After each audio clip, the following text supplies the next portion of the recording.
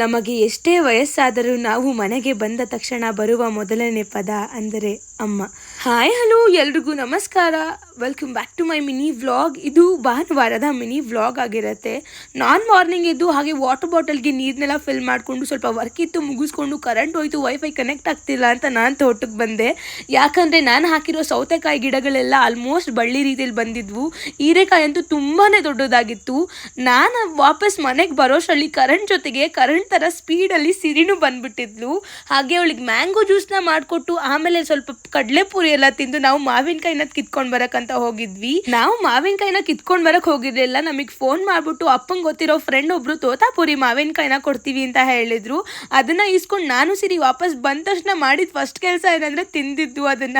ಹಾಗೆ ಸ್ವಲ್ಪ ನನಗೆ ಬುಕ್ಸು ಮತ್ತೆ ಎಕ್ಸಾಮ್ ಪ್ಯಾಡ್ ತಗೊಳ್ಳೋದೆಲ್ಲ ಇತ್ತು ಅಂತ ಸ್ಟೋರ್ಗೆ ಹೋಗಿ ತಗೊಂಡು ಬಂದೆ.